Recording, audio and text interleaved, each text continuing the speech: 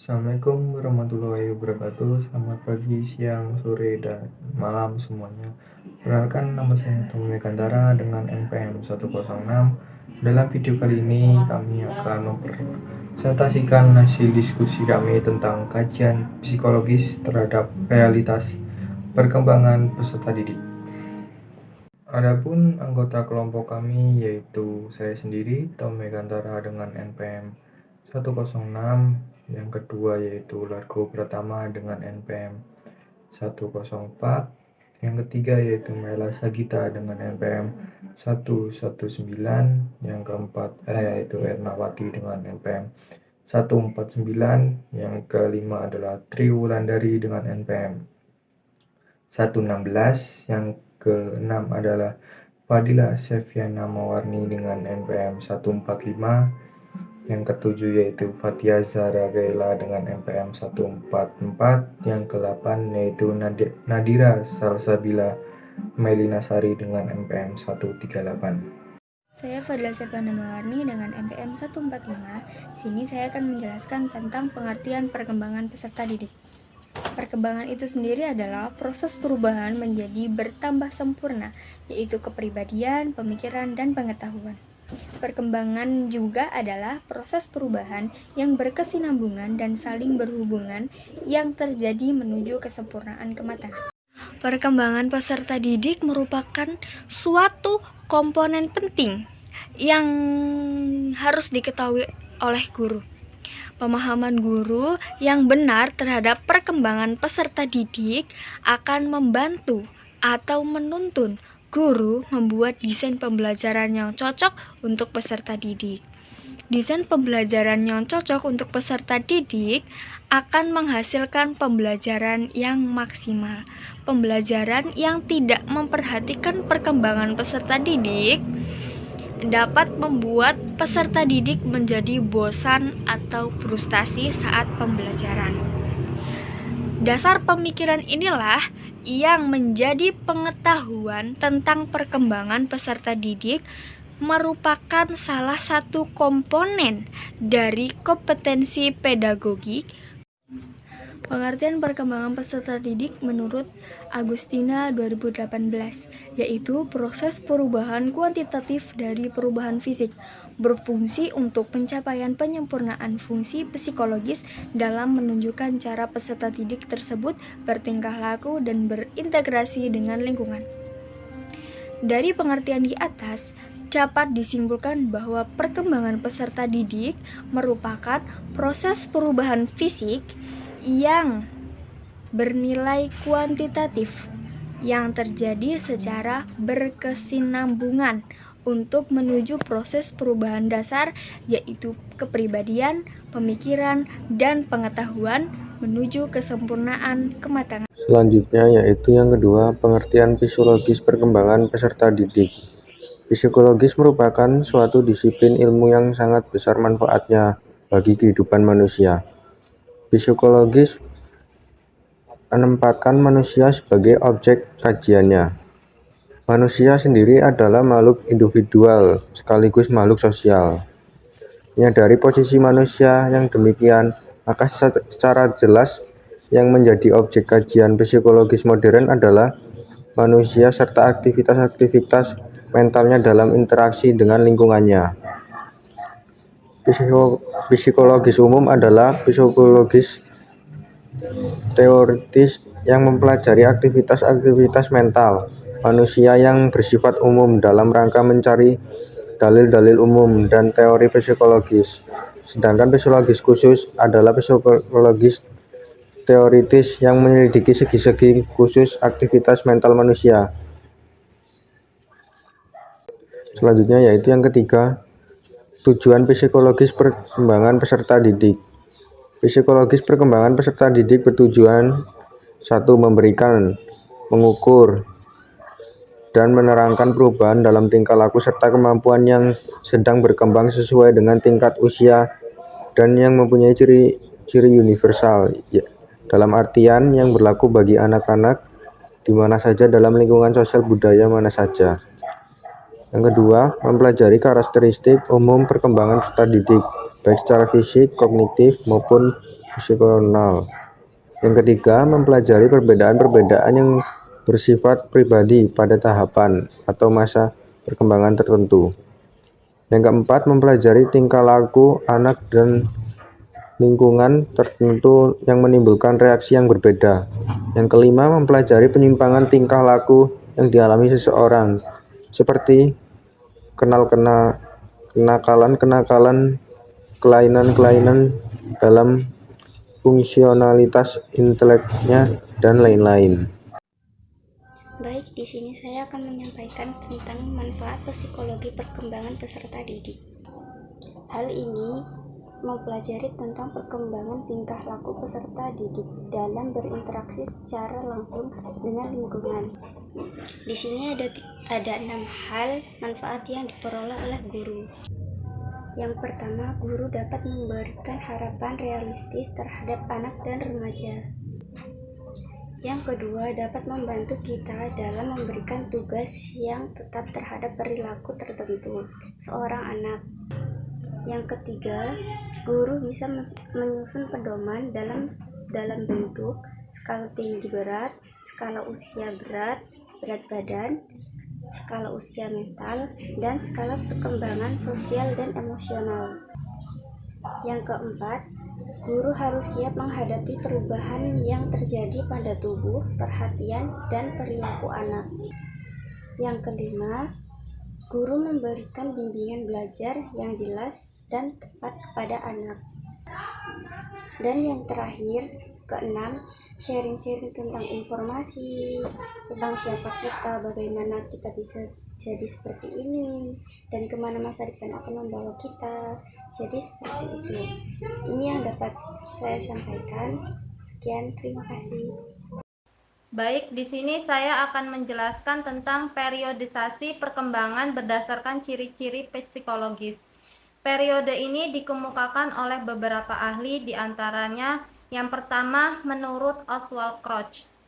Ciri-ciri yang digunakan oleh Oswald Crouch adalah pengalaman keguncangan jiwa yang dimanifestasikan dalam bentuk sifat keras kepala, dan ia membagi fase perkembangan ini menjadi 3, yaitu yang pertama, fase anak awal umur 0-3 tahun.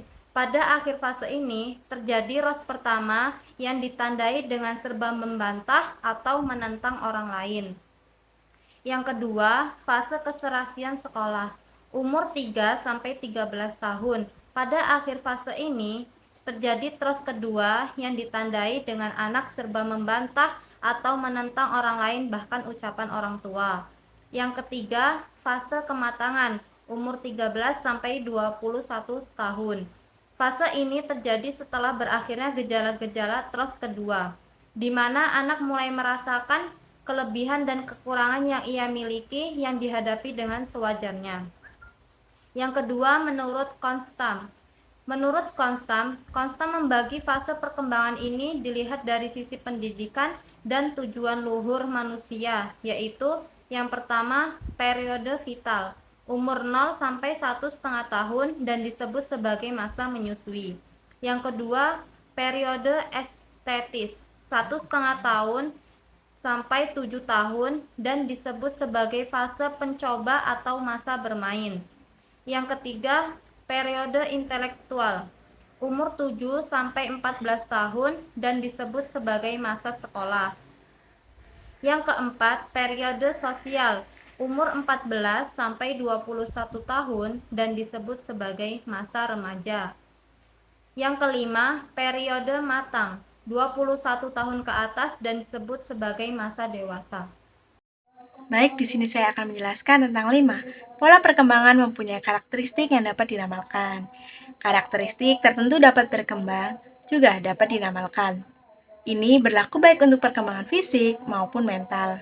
Semua anak mengikuti pola perkembangan yang sama dari suatu tahap menuju tahap berikutnya.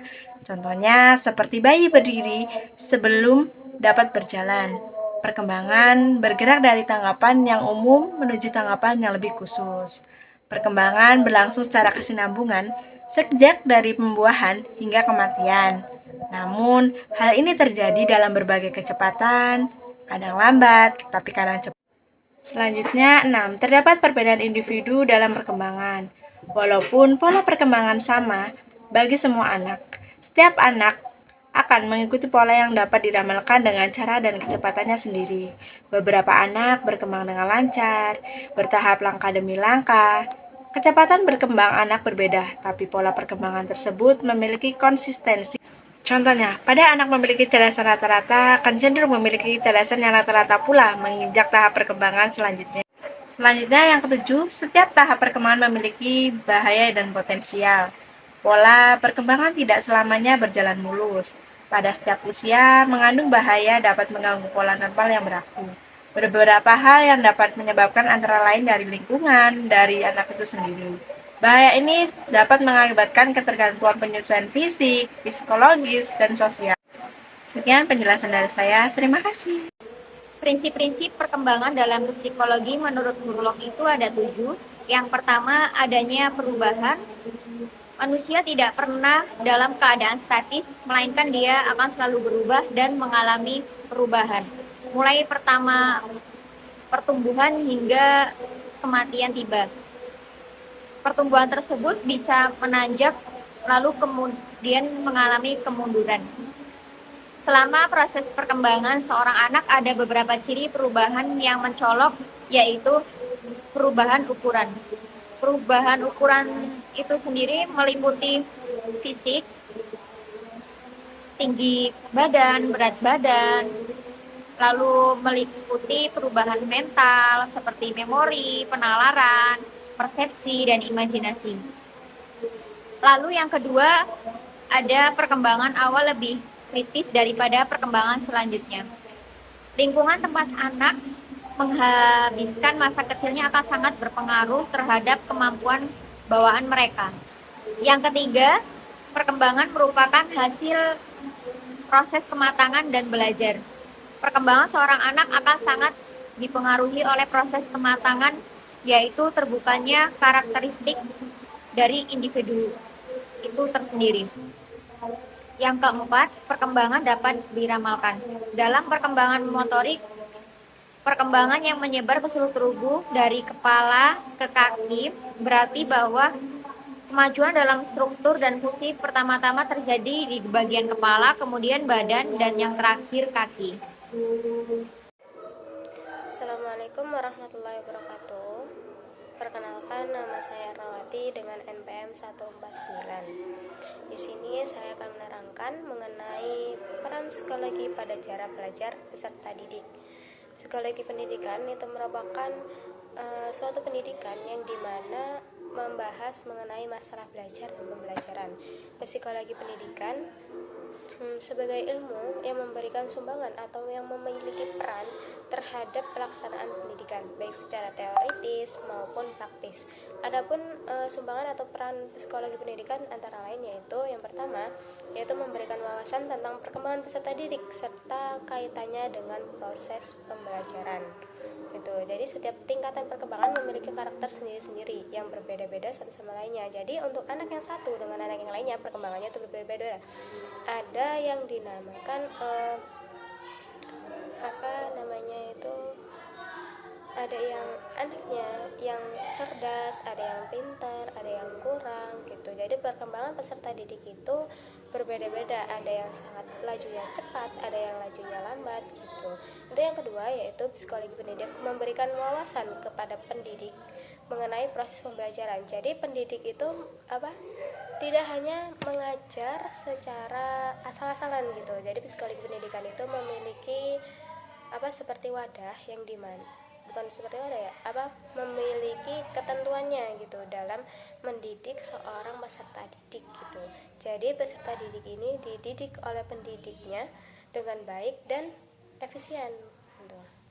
Untuk peran yang selanjutnya yaitu psikologi pendidikan memberikan pemahaman mengenai perbedaan individual. Jadi untuk psikologi sendiri itu dapat membedakan di mana peserta didik satu dengan peserta didik yang lainnya. Oleh karena itu pendidik mestinya tidak mengeneralisasi perlakuannya terhadap peserta didiknya. Dengan demikian pendidik hanya memberikan pelayanan yang berbeda-beda. Jadi pemahaman mengenai perbedaan individual itu misal seperti ketika kita mengajar kepada anak yang yang sangat tertutup dan terbuka, itu kan berbeda ya. Untuk yang tertutup harus bagaimana, untuk yang terbuka dan harus bagaimana. Nah, untuk selanjutnya perannya yaitu psikologi pendidikan juga memberikan pemahaman tentang metode mengajar yang efektif, di mana psikologi pendidikan memberikan pengetahuan tentang cara mengajar yang tepat dan mengembangkan pola pengajaran dengan strategi-strategi yang baru. Jadi strateginya itu tidak hanya itu saja dan tidak monoton gitu. Dengan demikian seorang pendidik itu harus memahami pengetahuan psikologi, akan memahami metode-metode yang telah diberikan dari psikologi pendidikan tersebut. Tuh. Untuk yang selanjutnya yaitu dengan pengetahuan tentang kesehatan mental dalam psikologi pendidikan, pendidik akan dapat memahami beberapa faktor yang menjadi penyebab timbulnya mental yang tidak sehat atau maladjustment, sehingga pada akhirnya pendidik dapat membantu memecahkan masalah peserta didiknya. Jadi pendidik itu tidak hanya memberikan materi saja, namun juga memberikan pelayanan-pelayanan yang dimana itu dapat memecahkan masalah peserta didiknya ketika peserta didiknya mengalami suatu yang dimana mengalami seperti bullying. Jadi peserta didik itu hanya melaporkan kepada guru tersebut, psikologi pendidikan gitu. Ya kalau yang misalkan di SD itu bisa ke guru BK gitu. Jadi peserta didik itu dapat mampu mempersiapkan dirinya sehingga memiliki mental yang sehat gitu. Jadi pendidik itu memberikan solusi kepada peserta didiknya sehingga peserta didiknya yang seperti tadi memiliki mental yang sehat. Untuk yang selanjutnya yaitu memberikan dalam penyusunan kurikulum yang mana perlu memperhatikan prinsip-prinsip psikologi gitu. Jadi dalam penyusunan kurikulum di sini itu dapat tidak hanya untuk suatu intelektualnya saja, tapi untuk kementalan dirinya, kementalan peserta didik gitu. Jadi tidak hanya memikirkan untuk intelektualnya, tapi ketika intelektualnya bagus tapi mentalnya tidak bagus, itu dapat mengganggu intelektualnya. Jadi baik, untuk peran psikologi pendidikan selanjutnya yaitu memberikan sumbangan dalam penyusunan kurikulum yang mana perlu memperhatikan prinsip-prinsip psikologi yang harus dilakukan, yaitu ketika psikologi ini menyatakan bahwa tiap-tiap tingkat umur berbeda, tiap-tiap perkembangan anak itu sangat berbeda. Jadi untuk tingkat umur dari 5 tahun, mungkin dari 5 tahun sampai 6 tahun gitu, dari 12 tahun sampai 15 tahun gitu. Jadi untuk tingkatan-tingkatan tersebut beda-beda. Jadi dalam penyusunan kurikulumnya itu sangat berbeda. Jadi ketika memang anak itu dalam tingkat 5 tahun itu diberikan dalam kurikulum yang memang untuk yang 12 tahun itu mereka tidak mengerti gitu. Jadi untuk yang ini psikologi pendidikan ini memberikan asupan pendidikan itu yang sangat yang sangat memang mereka perlu dibutuhkan untuk mereka gitu. Untuk yang selanjutnya itu pengukuran tentang hasil belajar.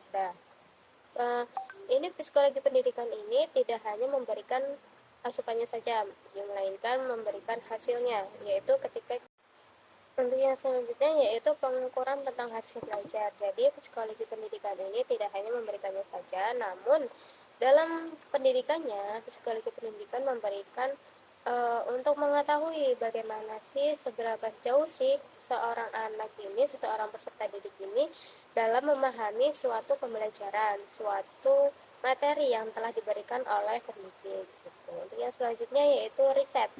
Melalui hasil riset di bidang psikologi pendidikan ini dapat memberikan kontribusi dalam pengembangan instrumen yang digunakan untuk mengukur kemampuan peserta didik. Jadi dengan riset, misal dengan evaluasi yang mungkin dengan soal-soal gitu. Jadi dengan riset tersebut, psikologi pendidikan itu dapat mengetahui kemampuan dan tingkat pemahaman peserta didik gitu. Jadi untuk yang selanjutnya yaitu bimbingan untuk anak-anak luar biasa. Jadi psikologi pendidikan itu tidak hanya untuk anak-anak normal saja. Jadi untuk anak-anak yang luar biasa seperti anak berkebutuhan khusus gitu. Jadi psikologi pendidikan itu sangat berperan penting dalam pendidikan.